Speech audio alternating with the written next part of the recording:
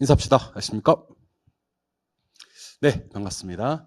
2024년 이제 공인중개사 시험 대비 35회 대비죠. 3회 전국 동시 모의고사 해설 강의를 진행해 보도록 하겠습니다. 아마 3회는 이제 아직 처음으로 보신 분들은 잘 모르시겠지만 1회, 2회보다는 살짝 어려웠죠. 예, 이제 조금씩 난이도를 높여가 보도록 할 겁니다.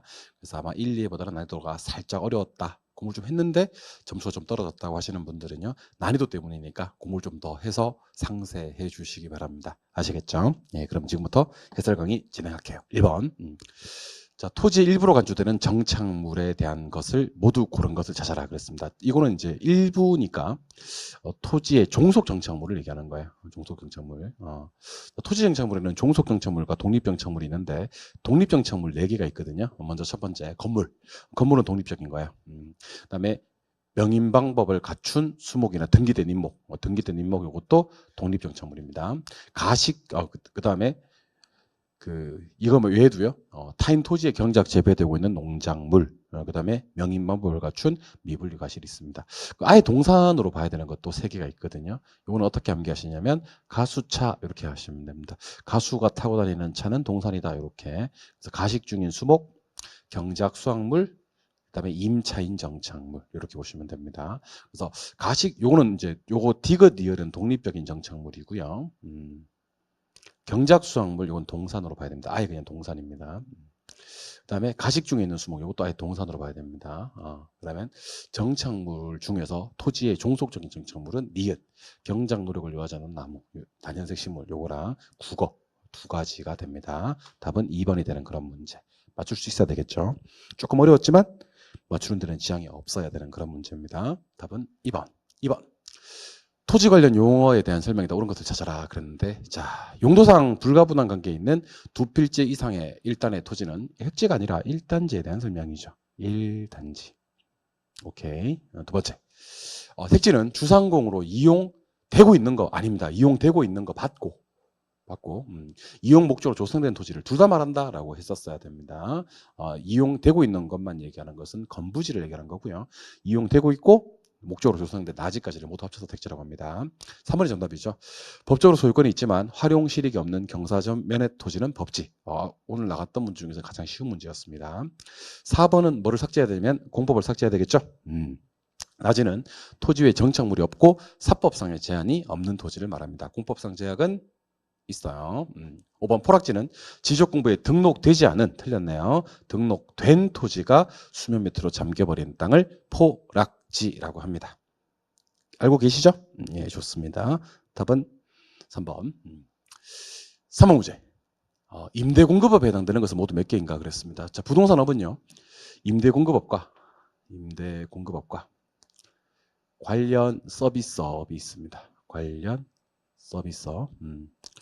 자, 먼저 임대공급업은 임개공이 있다 그랬죠. 임개공. 관련 서비스업은 관중자금. 임대는 주거, 비주거, 기타 다 있고요. 개발공급도 주거, 비주거, 기타 다 있습니다. 관리업은 주거, 비주거밖에 없어요. 기타 관리가 없습니다. 그리고 중개대리 기억나십니까? 투자자문, 그리고 감정평가업이 있습니다. 그래서 일단 여러분들 부동산업이 아닌 것들을 몇 가지 좀 소개해드리면 기타 관리업은 부동산업이 아니에요. 기타 관리는 없어요. 그 다음에 투자업이라는 것도 없습니다. 투자자문업이 있습니다. 그리고 중개금융업이 아닙니다. 중개대리업입니다. 이런 것들은 아예 부동산업 자체가 아니고, 그러니까 리얼 미음 시옷은 아직 아예 부동산업 자체가 아니고, 여기 기역에 있는 부동산 주거용 건물 개발 공급업, 디귿에 있는 임대업, 그다음에 비업에 있는 기타 부동산 임대업, 요거 3가지만 부동산업 중에서 임대 공급업에 속합니다. 그럼 제가 지금 세모 치는 거 있거든요. 비주거용 부동산 관리업, 그다음에 감정평가업 이런 거. 비주거용 부동산 관리업과 감정평가업 이 2가지는 부동산업은 맞는데 임대 공급업이 아니라 세모 친 것은 관련 서비스업에 속합니다. 무슨 업이요? 관련 서비스업. 그래서 임대 공급에 속하는 것은 조금 문제 어려웠네요. 기역, 디귿, 비역 이렇게 몇 개? 3개밖에 없습니다. 정답은 3번이 되는 그런 문제. 오케이. 조금 어려웠죠. 그래도 맞출 수 있어야 됩니다. 4번. 토지의 자연적 특성 중 부증성에 해당되는 설명으로 옳은 것을 찾아라 그랬죠. 답 바로 몇 번에 있다? 1번에 있죠. 독점 소유욕, 지가지대, 이게 부증성이고 2번은 왜 틀렸냐면 물리적 공급 곡선을 완전 비탄력적으로 만든다라고 해야 됩니다. 완전 비탄력은 기울기 뭐야? 수직으로 만든다라고 해야죠. 틀렸네요. 관리 잘하고 장기 자본이득 소득에도 모두 얻을 수 있다. 이거는 영속성입니다. 영속성. 그리고 하나 더. 5번도 영속성입니다. 미래 수익을 가정하는 것도 영속성. 그리고 4번은 뭐가 틀렸냐면 택지의 조성과 수면 매립 등을 통해서도 토지의 절대량은 증가시킬 수가 없어요. 절대량 증가는 안 됩니다. 이거는 부증성의 예외가 아니라고 해야 됩니다. 부증성은 예외 없고요. 이거는 용도 전환을 통한 용도적 공급, 경제적 공급으로 보는 거지 절대량의 증가가 아니다. 부증성은 예외 없다라고 해야 되는 겁니다. 좋아요? 네, 오케이. 답은 1번이 되는 그런 문제. 5번. 자, 아파트 시장에서 수요 곡선을 좌측으로 이동시킬 수 있는 요인도 모두 몇 개인가 그랬습니다. 자, 그래서 우리 칠번 보세요. 세로축이 가격이고 가로축이 양일 때 여기 수요량 증가, 여기 수요량 감소, 요거 수요 증가, 요거 수요 감소인데 여기서는 뭐를 물었냐면 요 4번. 수요 곡선 좌측으로 이동시키는 수요 감소를 얘기해봐라 그랬습니다. 수요 감소. 그런데 봐봐요. 1번. 아파트 가격 상승은 요거는 아파트 가격은 수요량을 변화시키는 거지. 그래서 가격이 상승하면 수요량이 감소하거든. 곡선상에서 수요량 감소, 상향으로 이동시키는 요인을 얘기하는 거지.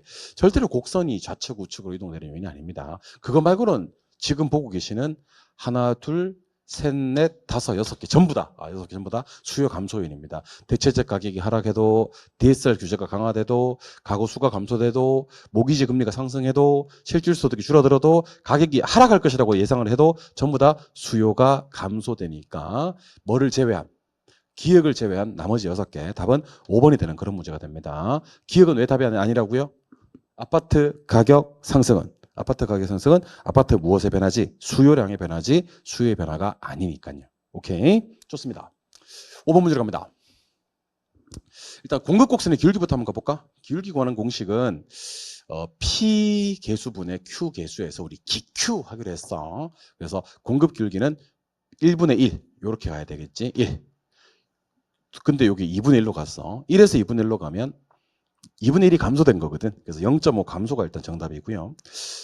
가격과 양이 어떻게 변합니까 하는 것은 첫 번째는 150-2P랑 30 플러스 P를 같게 만들었다가 두 번째는 150-2P랑 30 플러스 2P를 같게 만들면 됩니다. PQ 구해보면 첫 번째는 가격 40에 계산 여러분들이 한번 해보세요. 양은 70이었던 게 가격이 바뀌었습니다. 얼마로? 가격이 30으로 바뀝니다. 양은 얼마로 바뀌고? 90으로 바뀌고. 그래서 가격은 40에서 30으로 10이 하락하고요. 양은 70에서 90으로 20이 증가된다. 그래서 가격 10 하락에 양 20 증가에 기울기 0.5 감소가 되어줘야 되니까 답은 1번이 되는 그런 문제가 되겠네요. 많이 어려운 문제는 아니지만 이 문제는 그 1분 안에 문제 푸는 연습을 반드시 해주셨으면 좋겠다라는 얘기를 드려봅니다. 아시겠죠? 네, 오케이. 답은 1번. 7번 문제입니다.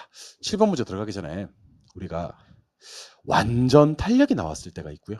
좋아요. 두 번째, 완전 비탄력이 나왔을 때가 있고요.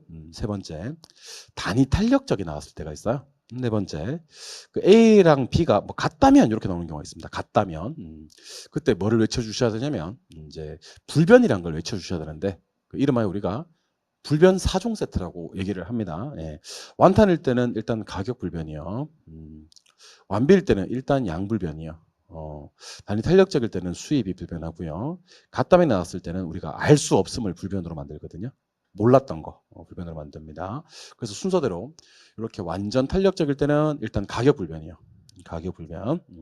완전 비탄력적일 때는 일단 양 불변이요. 그리고 1은 단위 탄력이거든요. 단위 탄력적일 때는 이제 수입 불변이 됩니다. 그래서 순서대로 완탄일 때 가격 불변, 완비일 때 양 불변, 단위 탄력 1이죠. 1. 수입 불변 하시고 마지막 리을을 한번 공부해 보도록 할게요. 자, 수요가 있고 공급이 있는데 그래서 가격과 양이 정해지는데 자 갑니다. 수요가 뭐 있고 증가했고 공급이 감소했다 이렇게 돼 있죠. 그럼 가격은 일단 상승합니다. 양은요? 알 수 없고요. 근데 혹시 수요 증가폭과 공급 감소폭이 같다면 나오지 않습니까? 그럼 가격은 여전히 상승하지만 양은 뭐 한다 그래야 되냐면 불변한다 그래야 됩니다. 그래서 이번에는 마지막으로 양불변이라고 했었어야 됩니다. 가격 불변이 아닙니다. 수요 증가와 공급 감소폭이 같을 때는요. 양불변이라고 했었어야 됩니다. 하실 수 있겠습니까? 오케이. 답은 5번이고 그 불변 테마는 출제위원들이 상당히 좋아하는 테마니까 꼭 좀 기억을 하시기 바랍니다. 이번에는 유명합니다. 네모 칠게요. 네모. 소득의 변화율을 물었습니다. 소득의 변화율. 자, 제가 동그라미를 3개 칠 거니까 동그라미 3개를 잘 따라오시기 바랍니다. 얘는 가격 상승 때문에 감소되는 수요량. 여기다가 수요량이라고 제가 쓸게요. 얘는 소득 증가 때문에 증가되는 수요량. 얘는 이것을 계산한 전체 수요량인데 우리 전체 수요량부터 한번 계산해 봅시다. 전체 수요량이 1% 증가했대요. 플러스 1이래요. 근데 가격이 몇 프로 상승했어요? 5% 상승했어요. 근데 가격 탄력성이 얼마래요? 6이래요. 가격이 상승하면 수요 법칙에 따라서 수요량은 줄거든요. 5, 6에 그러면 마이너스 3% 이렇게 하시면 돼요. 마이너스 3%가 돼야 되는데 플러스 얼마가 됐다? 1%가 됐다. 그럼 가운데가 플러스 4%가 오면 돼요. 근데 제가 동그라미 친 것은 수요량의 변화라고요. 수요의 소득 탄력성이 얼마라고요? 이게 0.5라고요. 소득 탄력성 0.5. 그럼 지금 네모 친 거. 이게 이제 소득의 변화율이 됩니다. 자, 수요 소득 탄력성은 소득의 변화율분의 수요량의 변화율인데 얘를 플러스 4 하려 그러면 0.5일 때 밑에 플러스 8이 돼줘야 됩니다. 정답은 4번이고 우리 이 정도는 정말 많이 했던 내용이고 20초, 30초 안에 풀기로 저랑 약속을 하셨던 그런 문제였습니다. 어려운 문제 아니니까. 자, 원래는 얼마가 돼야 돼? 마이너스 3. 결과적으로 플러스 1. 가운데 플러스 4를 만들려면 소득 탄력성 0.5일 때 플러스 8이 되면 돼. 기억해 주시기 바랍니다. 아시겠죠? 답은 몇 번? 4번이 되는 그런 문제. 좋습니다. 9번. 9번도 엄청 유명합니다. 엄청 유명한 문제. 틀린 것을 찾아라 라고 했는데, 자, 수요가 변합니다. 수요가 변하는데, 이때 공급의 가격 탄력성이 작을수록 그렇습니다. 작을수록은 비탄력적일수록이거든. 왜냐하면 탄력성을 1과 비교하기 때문에. 비탄력적일 때는 기울기 가파르기 때문에 균형 가격의 변동폭은 크지만 양의 변동폭은 작다 이렇게 해야 됩니다. 그래서 여러분들은 그 비탄력적일 때는요. 가격이 좀 더 변하고 양이 좀 덜 변한다. 요거랑 탄력적일 때는 반대로 가격이 좀 덜 변하고 기울기가 완만하니까 양이 더 변하는데 지금처럼 탄력성이 작다, 비탄력이 나왔을 때는요. 가격이 변동폭이 더 크고요. 더 변하고 양의 변동폭이 작다라고 했었어야 됩니다. 답은 4번이 되는 그런 문제고 우리 흔히 수업 시간에 더덜했던 거 있지 않습니까? 그죠? 그 내용이니까 틀리지 않고 꼭 좀 기억하셨으면 좋겠다는 얘기를 전해드립니다. 오케이. 답은 4번. 10번으로 갑니다. 부동산 경기 변동성의 특징을 연결한 것인데 옳은 것을 찾아라 그랬습니다. 먼저 1번에 회복시장은 틀렸습니다. 이게 매수에서 오른쪽에 매도가 있어야 됩니다. 매도자로 바뀌는 시장. 결국 매도자가 중시되는 시장으로 바뀌는 시장입니다. 상향시장은 매도자 중시가 되고요. 옛날 가격은 하한선이 맞습니다. 정답은 2번. 후퇴시장은 하한선이 아니라 상한선이라고 해야 되겠죠. 하향시장은 매도자가 아니라 매수자 중시라고 해야 되겠죠. 안정시장은 호황에 강한 게 아니라 불황에 강하다고 해야 되겠죠. 호황에는 약합니다. 이 문제 답은 2번만 되는 그런 문제가 되겠네요. 11번으로 갈게요. 11번. 여러분들 항상 무슨 이윤과 어떤 이유는 구분하셔야 되냐면 정상 이윤과 정상 이상의 이유는 구분하셔야 됩니다. 정상 이상 이유는 자 3번으로 가시니까 어디에서요? 약성에서 과거의 역사적 저를 분석했대요. 그러면 정상 이상의 수익을 할 수 있는 게 아니라 정상 이윤만 획득할 수 있다라고 해야 됩니다. 정상 이상은 초과 이윤을 얘기하는 거야. 그래서 약성에서 과거의 역사적 정보를 분석해가지고는요. 정상 이윤만 얻을 수 있다라고 해야지 정상 이상의 이윤을 얻을 수 있다는 표현은 잘못된 표현입니다. 정상 이윤과 정상 이상의 이윤은 다른 말이고요. 정상 이상의 이윤은 초과 이윤과 같은 말이에요. 아시겠죠? 오케이. 답은 그래서 3번. 12번 문제로 갈까요? 네, 12번. 유명한 정보의 현재 가치입니다. 자, 정보 현재 가치는 우리 어떻게 하기로 했죠? 빼, 안 나. 돈 2개 모아고 빼고 안 들었을 확률 곱하고 1 플러스 R의 N수로 나눠주고 지금처럼 2년일 때는 어떻게 하면 된다? 는는 이렇게 드리면 됩니다. 그래서 얼마에다가? 12억 1천만 원에다가 빼기 4억 8,400만 원을 빼주고 곱하기 안 들어설 확률 45%를 곱해주고 나누기 1.1 는 이렇게 때려주면 계산기에 2억 7천 딱 찍힙니다. 빼, 안, 나 하시면 됩니다. 빼, 안, 나 하시고 2년이니까 는 이렇게 하시면 계산기에 2억 7천만 원 딱 찍힙니다. 계산기 입력값은 요것만 12억 1천만 AC 12억 1천만 원 빼기 4억 8천4백만 원 곱하기 45% 나누기 1.1 는 이렇게 하면 정보 현재 가치를 구할 수가 있습니다. 13번. 13번은 지대이론, 도시공간 구조론에 대한 설명인데 해리스와 울만은 중심 업무 지구와 저소득층 주거지대 사이에 점유지대가 존재한다. 여러분들 여기 보면 중전 저고통에 대한 설명입니다. 중전 저고통. 그럼 어떻게 공부를 하시면 되냐면 중심 업무 지구와 저소득층 주거지 사이에 점유지대가 존재하는 것은 해리스 울만에 대한 이론이 아니라 버제스 이론이죠. 무슨 이론이요? 동심원 이론이에요. 해리스 울만의 다핵심 이론에서는 점유지대라는 게 존재하지 않습니다. 아예 나올 수가 없어요. 점유지대란 말 자체가. 점유지대는 버제스의 동심원 이론 트레이드마크입니다. 점의 특화야. 아시겠죠? 오케이. 답은 5번이 되는 그런 문제입니다. 이번에는 14번 문제로 가볼까요? 14번. 14번은 컨버스의 분기점 모형인데 요거 할 때는 이렇게 해야 됩니다. 이렇게 A를 좀 크게 그릴까? B를 좀 작게 그려야 되겠네. 그리고 두 상권의 경계는 어디에 가깝게? B에 가깝게 형성이 된다라고 하고 전체 거리는 몇 킬로인 다음에 24킬로 이렇게 하고 여기는 36만이고요. 여기는 4만 명입니다. 그러면 요로 분기점 작은 도시 쪽부터 분기점 먼저 구하시면 됩니다. 공식 넣으면 돼 그냥 1 플러스 루트 B 면적분의 A 면적분의 AB 전체 거리. 그런데 아시는 바와 같이 4, 9, 36이니까 루트 9가 되고 끄집어내면 3, 3 더하기 1은 4가 됩니다. 그러면 4, 6이 24 이렇게 해야 돼. 그럼 이런 얼마가 되냐면 18km가 된단 말이야. 전체가 24니까. 그러면 A 거리는 A로부터 경계 지점까지의 거리는 B로부터 경계 지점까지 몇 배인가 그랬습니다. 18km는 6km의 몇 배인가? 3배지 뭐 3배. 답은 3번이 되는 그런 문제가 됩니다. 그래서 더 이상 이렇게 A 거리만 구하라, B 거리만 구하라기보다는요. B 거리를 먼저 구하는 게 맞지. 작은 쪽으로부터 구하고 큰 쪽으로부터 나머지 거리를 이제 구한 다음에 둘을 비교하는 문제도 한번 나올 것 같은 느낌이 들어요. 기억을 하시면 좋을 것 같다는 생각이 듭니다. 답은 18과 6은 6, 3, 18이니까 3배. 답은 3번이 되는 그런 문제. 15번도 한번 가볼까요? 15번. 컨버스 했고요. 랠리는요. 항상 이렇게 A, B, C, A, B, 이렇게 C 이렇게 해놓는 게 좋아요. A 인구는 2만, B 인구는 4만 5천. 뭐 4만 5천 이렇게 쓸까 그냥? 4만 5천. 여기는 2만. 2만도 뭐 복잡한 건 아니니까 이렇게 씁시다. 2만. C는 6만. 요로 C에서 A까지 거리는 18km. C에서 B까지 거리는 54km. 이렇게. 자, 거리는 거리끼리, 면적은 면적끼리 약분이 가능하거든요. 그래서 18로 약분하면 이거 1, 이거 3입니다. 1, 3. 1000으로 먼저 약분해주고 5로 약분하겠습니다. 5, 4, 20, 5, 9, 45 이렇게 됩니다. 4, 9. 그러면 1의 제곱분의 4. 3의 제곱은 9입니다. 9분의 9. 1의 제곱분의 4. 이걸 먼저 계산합시다. 그럼 여기 이제 4가 되고요. 요게 1이 된단 말이야. 근데 요게 4가 된단 말이야. 그래서 요게 5분의 4이기 때문에 80%가 되거든요. 근데 여기 인구가 얼마냐면 6만 명입니다. 6만 명의 80%가 절로 가는 겁니다. 6, 8에 48에서 4만 8천 명.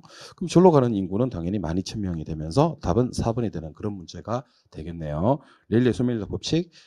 거리는 거리끼리, 면적은 면적끼리 약분하고 A 거리 제곱분의 A 면적 플러스 B 거리 제곱분의 B 면적 분의 A 거리 제곱분의 A 면적 하시면 돼요. 오케이.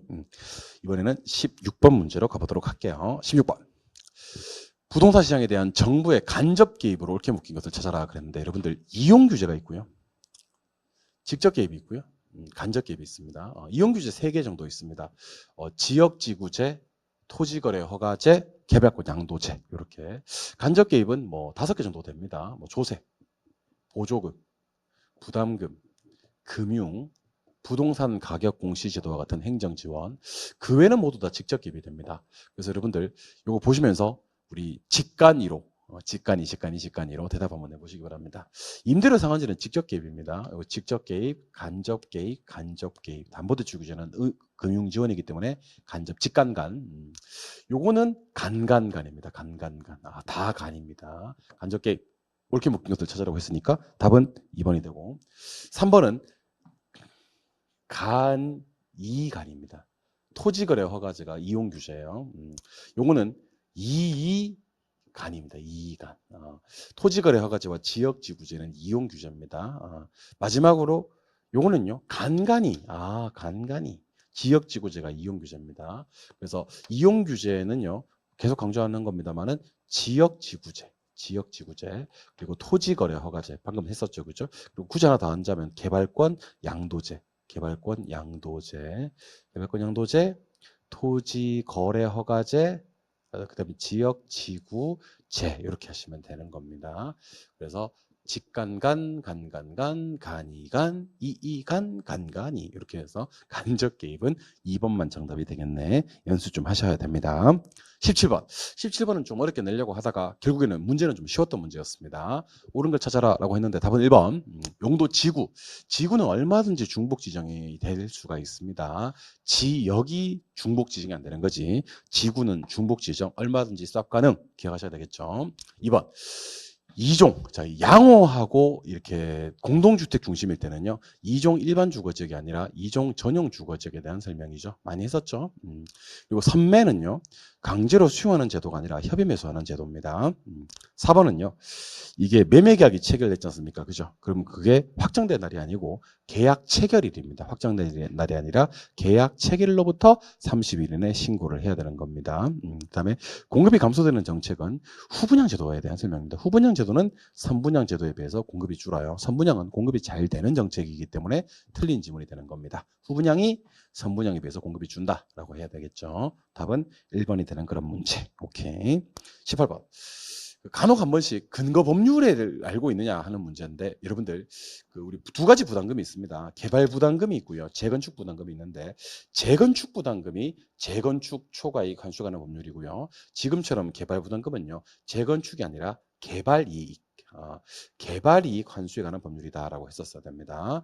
재건축 부담금이 재건축 초과이익 환수에 관한 법률입니다. 이 문제 답은 몇 번이요? 4번이요. 19번. 부동산 정책에 대해서 설명하는 건데 틀린 것을 찾아라 라고 얘기를 했네요. 그죠? 답은 몇 번이요? 5번이죠. 여러분들 PIR은요. 주택 가격을 가구의 연소득으로 나눈 값으로서 클수록 좋다, 작을수록 좋다, 작을수록 좋습니다. 그래서 이 값이 많을수록 작을수록 주택 구매가 쉽다라고 해야 됩니다. 답은 5번인데 말 나온 김에 여러분들 우리 순소득 승수라고 있어요. 순소득 승수. 순소득 승수를 뭐라 부르기도 하냐면 자본 회수 기간이라고 부르거든요. 얘 작을수록 좋아요. 두 번째는요. 방금 소개해드렸던 PIR 있죠. 주택 사는데 걸리는 기간이기 때문에 작을수록 좋아요. 세 번째, 분산, 표준편차, 변이계수. 자, 분산, 표준편차, 변이계수는요. 세 개 다 수익을 측정하는 계수가 아니라 위험을 측정하는 것이거든요. 작을수록 좋습니다. 마지막 네 번째, 여기까지는 알 필요는 없습니다만 채무불이익률이라는 게 있거든요. 채무불이익률은 공식이 유효 총소득분의 영업경비 플러스 부채 서비스액으로서 채무이익률이 아니라 채무불이익률이기 때문에 요 값도 작을수록 좋습니다. 그래서 우리 부동산학에서는 웬만하면 클수록 좋은데 작을수록 좋은 거 4종 하면서 순소득 승수 자본회수 기간, PIR, 분산 표준 편차 변이계수, 채무불이익률은 모두 다 위험 측정하는 거라서 모두 위험이 아니고 이런 것들 네 가지 지표들은 작을수록 좋은 지표들이다. 따로 한번 기억을 하시면 좋을 것 같아요. 답은 5번이요. 20번. 우리나라 부동산 조세에 대한 설명이다. 옳은 것을 찾아라 그랬는데 부가가치세와 등록면허세는 국세다. 등록면허세는 지방세입니다. 땡. 재산세와 상속세는 신고납부 방식이다. 상속세는 신고하는데 재산세는 신고하지 않고 부가납부 방식입니다. 원칙적으로. 증여세와 재산세는 보유단계에서 부과가 된다. 증여세는 취득단계입니다. 재산세가 나와야 됩니다. 상속세와 증여세는 누진세율. 대부분의 세금은 누진세제를 적용을 합니다. 답은 4번이고요. 종합부동산세와 재산세를 우리나라는 퉁쳐서 보유세라고 불러요. 우리나라 보유세 과세 기준일 과세 기준일은요 6월 30일이 아니라 6월 1일입니다. 그래서 이거는 부동산 조세를 약간 어렵게 묻긴 했습니다. 전반적으로 조세에 대해서 알고 있어야지 맞출 수 있는 그런 문제가 되겠네요. 답은 4번이 되는 그런 문제. 오케이. 조금 쉬었다가 이제 3회 모의고사 21번 문제부터 지금부터가 이제 그 유명한 투자론 파트입니다. 투자론 파트부터 좀 쉬셨다가 들어가도록 하겠습니다. 그러면 3회 모의고사 이제 21번 투자론부터 한번 들어가 보도록 할게요. 위험과 수익률에 대한 설명이다. 옳은 것을 찾아라. 먼저 1번. 자, 예상 수익과 예상 지출로부터 산출되는 수익률은 요구 수익률이 아니라 기대 수익률입니다. 틀렸고. 2번. 투자가 이루어지고 난 후에 실제로 달성되는 수익률은 기대 수익률이 아니라 실현 수익률입니다. 틀렸고. 4번. 최소한 충족돼야 될 수익률은 실현 수익률이 아니라 요구 수익률입니다. 그래서 번지수를 다들 잘못 찾은 수익률이고요. 4번. 무위험률이 상승하면 요구 수익률은 상승합니다. 요구 수익률은 사실은 뭐든지 나와도 상승을 합니다. 무위험률이 상승해도 위험 할증률이 상승해도 인플레가 상승해도 요구 수익률은 상승합니다. 5번. 자, 위험 처리하는 방법 중에서 위험 조정 할인율법은 위험한 투자일수록 무슨 할인율이요? 그러면 높은 할인율. 위험할수록 높은 할인율은 우리 너무 많이 강조했던 그런 내용이죠. 답은 5번이 되는 그런 문제가 되겠네. 정답 5번. 22번 문제. 자, 포트폴리오. 자, 우리 상관계수는 어떨 때 효과가 최고고 비체계적임을 제로까지 줄일 수 있냐면 상관계수가 뭐일 때? 마이너스 1일 때. 너무 많이 썼죠. 상관계수는 1인 경우와 일단 1보다 작은 경우가 있으며 1보다 작은 경우는 플러스인 경우, 마이너스인 경우, 마이너스 1인 경우가 있습니다. 이때는 효과가 상관계수가 1일 때는 효과가 없고요. 1보다 작을 때는 일단 효과가 있는데 플러스일 때는 효과가 좀 작고 마이너스일 때는 효과가 크고 마이너스일 때는 효과가 최대가 됩니다. 효과가 최대가 되는 경우도 무슨 위험을? 비체계적임을 제로까지 줄일 수가 있다라고 얘기를 해야 되는 겁니다. 그래서 0인 경우가 아니라 마이너스 1일 때 효과가 최대가 되기 때문에 비체계적임을 제로까지 줄일 수가 있다라고 해야 됩니다. 23번 문제. 답은 1번이고요. 23번 문제는 요거 해야지 우리. 연금의 현가계수에다가 곱하는 게 두 가지. 요거 혹시 정리 안 되신 분들 필기해 놓으세요.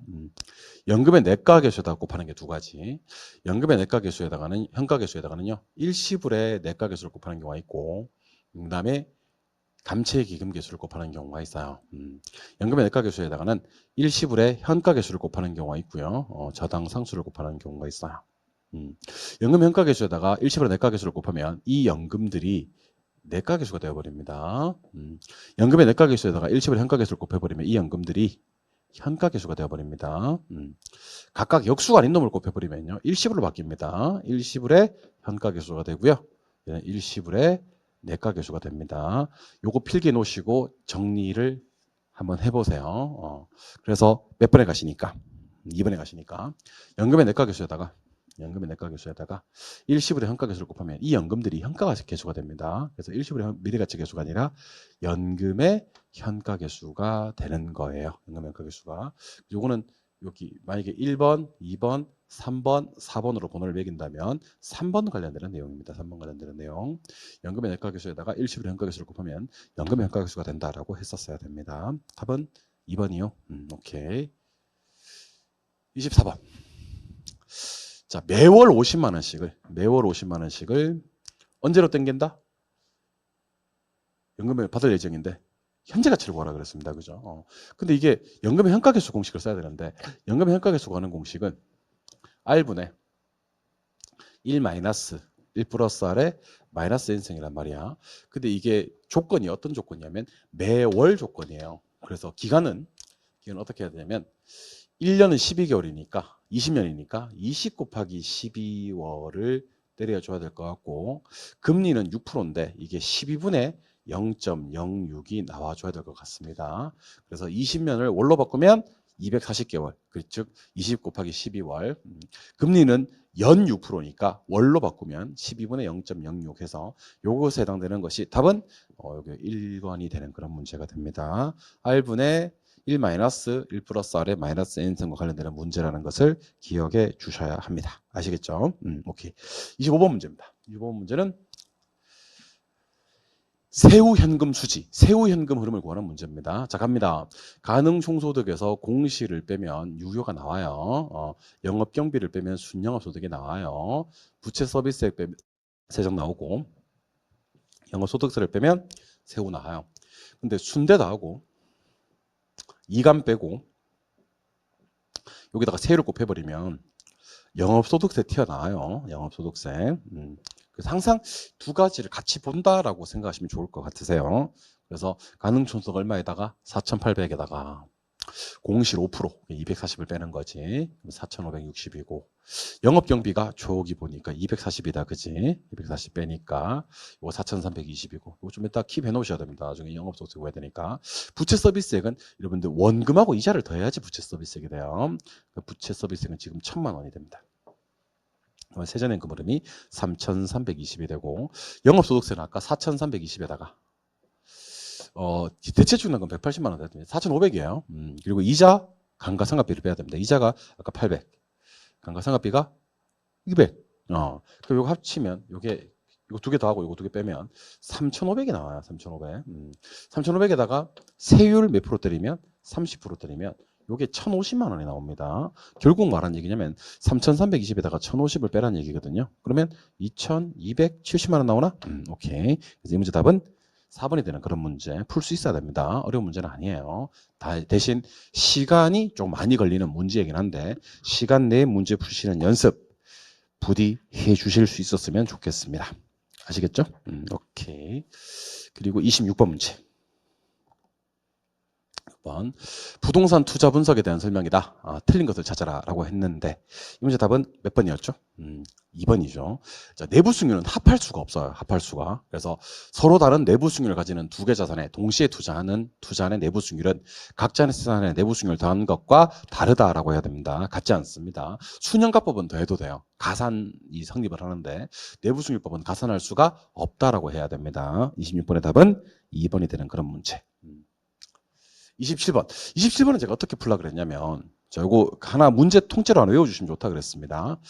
그래서 요거 1420을 120과 1300의 합으로 이렇게 나누어서 구성한 다음, 방금 얘기했던 120만 원은 연금의 현가계수 7년으로 땡겨주고, 남아있는 1300만 원은 일시불의 현가계수 7년으로 땡기신 다음에 두 개를 더해주면 된다 그랬습니다. 이걸 다 하니까 들어온 돈이 얼마로 계산이 되냐면 1200만 원으로 계산이 됩니다. 예를 들면 아까 여기 3.50이 연금 현가계수 7년이고 0.60이 일시불 현가계수 7년이니까 근데 나간 돈이 얼마냐면 800이란 말이야. 자, 수년가는 두 개 빼주는 거.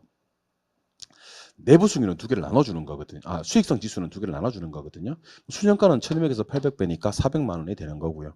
오케이? 수익성 지수는 1200에서 800을 나눠주면 1.5가 나옵니다. 이 문제 답은 5번이 되는 그런 문제고 못 푸는 문제 아니고 어려운 문제 아닙니다. 여러분들 하실 수 있어야 됩니다. 대신에 7년차 숫자를 120과 1300으로 나눠주는 게 핵심이고 이걸 그냥 습관적으로 그냥 아예 그냥 정형화 시켜서 기억을 해버리시는 게 좋아요. 답은 5번.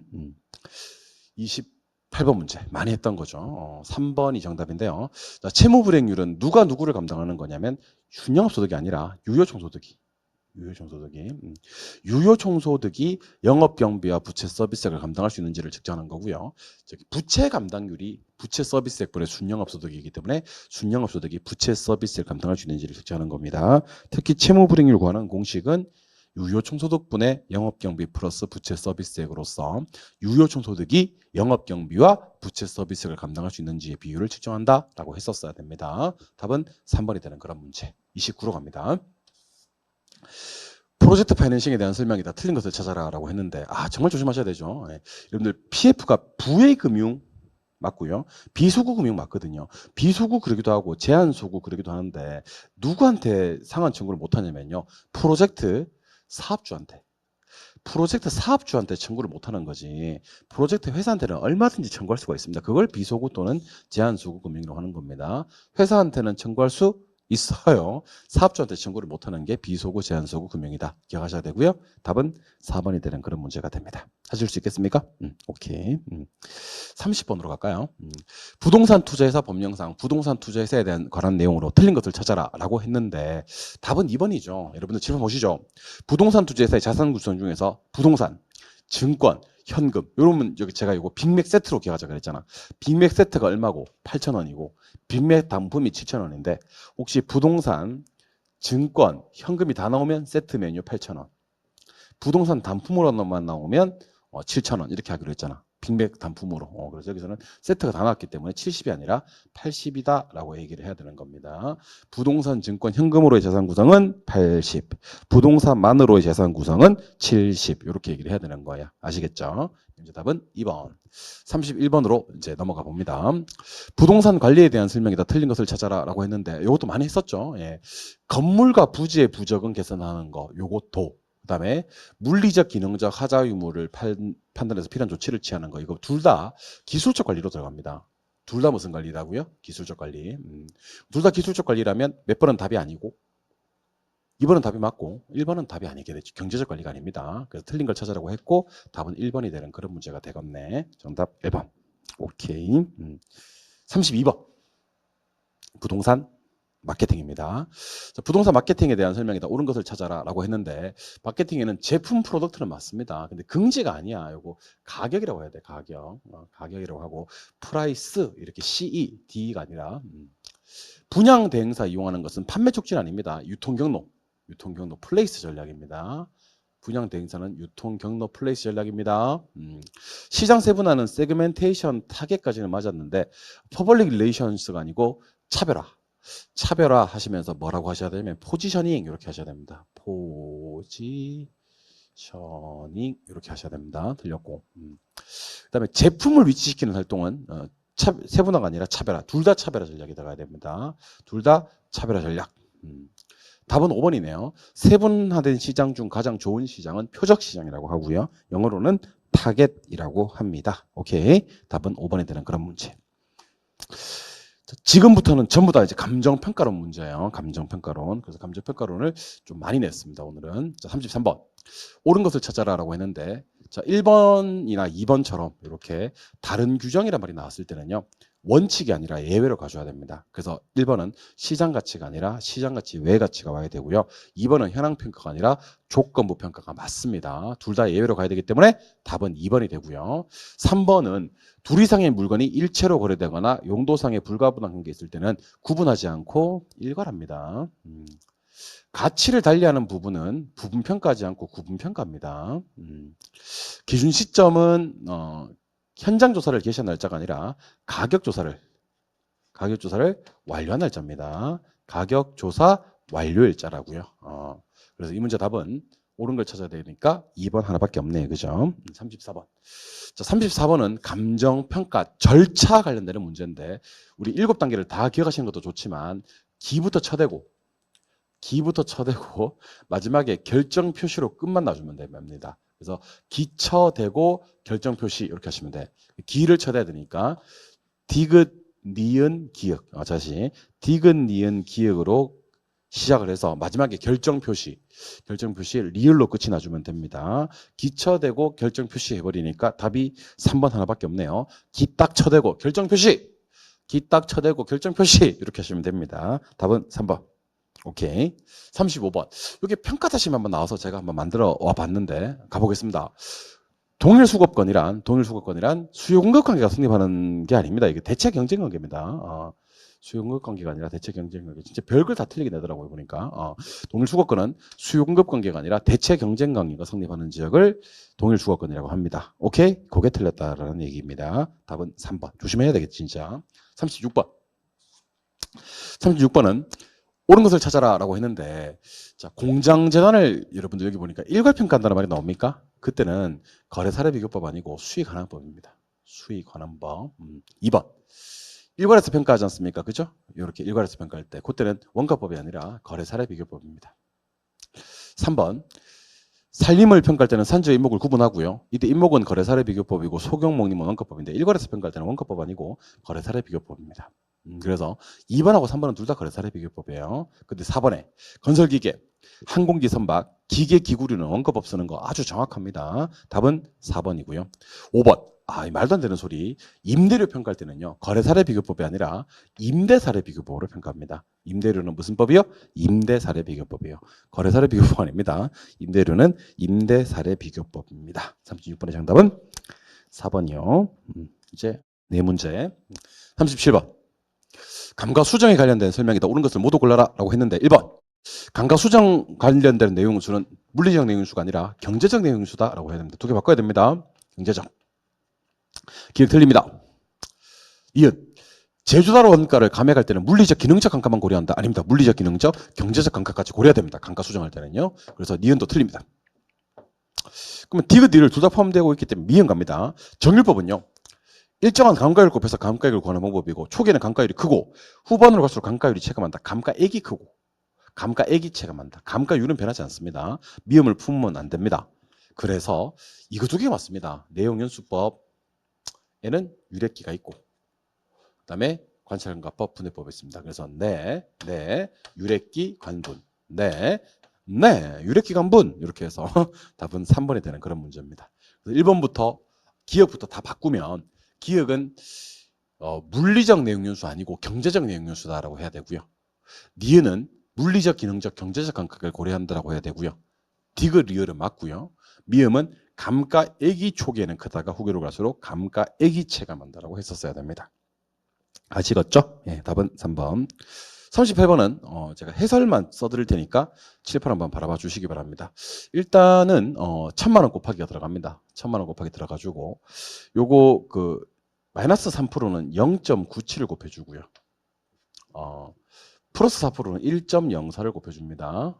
그리고 4% 열세짜리는 0.96, 5% 우세짜리는 1.05, 마지막 20% 감액은 0.8을 때려주면 됩니다.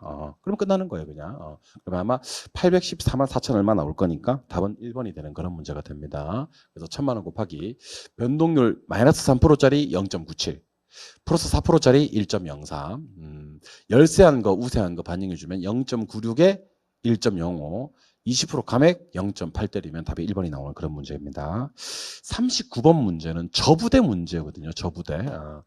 그러니까 환원율, 자본 환원율을 구할 때는 저당 상수에다가 부채 감당률에다가 대부비를 곱하면 되는데 여기 보니까 저당 상수가 0.09 이렇게 돼 있어. 그냥 오케이. 그다음에 대부비율이 지금 보니까 30% 이렇게 돼 있어. 오케이. 그러면 결국 뭐만 구하면 되냐면 부채 감당률만 구하면 되는데 부채 감당률이 부채 서비스액분의 순영업소득이거든요. 근데 부채 서비스액이 지금 얼마라고 돼 있냐면 4천만 원이라고 돼 있어. 그럼 이제 순영업소득만 구하면 되는데 잠깐 칠판 봐봐요. 자, 여러분들 유효총소득에서 영업경비를 빼면 순영업소득 되는 거 알고 계시죠?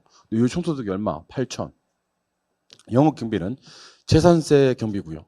화재법료 경비고요. 수선, 유지비, 유지수선비 경비입니다. 그래서 600에 700이 경비야. 그러면 순영업소득이 8천 얼마? 7천 얼마? 300이 되겠죠. 7,300. 그래서 여기 7,300분을 4천으로 이렇게 나눈단 말이야. 그럼 이게 1.87로 정도 돼. 그러면 0.09 곱하기 1.87로 곱하기 30% 딱 때려주면 계산기에 0.049275 0.049275가 된단 말이야. 그럼 퍼센테이지로 바꾸면 4.9275가 되고요. 오케이? 근데 소수점 결과값은 셋째짜리에서 하나, 둘, 셋째짜리에서 반올림 하는데 반올림이 7이니까 됩니다, 이게. 그래서 4.93% 이렇게 하시면 될 것 같아. 4.93%니까 답은 2번에 되는 그런 문제. 난이도가 상짜리긴 한데 저부대 곱해서 환원율 구하는 그런 문제라는 것을 기억을 해 주시면 좋을 것 같습니다. 아시겠죠? 좀 어려웠던 문제 맞습니다. 맞추신 분들은 감축드립니다. 40번 이것도 좀 어려웠죠. 틀린 것을 찾아라라고 했는데 여러분들 표준지 공시지가하고 표준지 주택 가격하고 공통적으로 공시하는 사항은 3개가 있습니다. 4개. 지번, 지목, 용도지역, 도로 상황입니다. 대신 여기는 연면적 보이십니까? 연면적은 표준지에서는 공시되지 않습니다. 표준지에서는 오직 어디에서만? 표준주택에서만. 표준주택에서만 공시되기 때문에 공통적인 공시사항은 아니다라고 보여집니다. 누구는 다 맞는데 지번, 지목, 용도지역, 도로상황은 다 맞는데 연면적 때문에 이게 틀리게 되는 겁니다. 그래서 이 문제 답은 5번이 되는 그런 문제네요. 이제 조금씩 난이도를 주고 있으니까요. 높아진 난이도를 늘어난 공부 양으로 상쇄하시기를 바라봅니다. 조금 이렇게 점수 안 나오신 분들 너무 기죽지 말고요. 여기 있는 문제 해설 강의 통해서 그리고 틀린 부분을 좀 보완하신다면 시험장에서는 반드시 좋은 결과 있을 것이라고 믿어 의심치 않습니다. 고생하셨고 우리는 다음 해설 강의에서 또다시 건강한 얼굴로 찾아뵙도록 하겠습니다. 수고하셨습니다.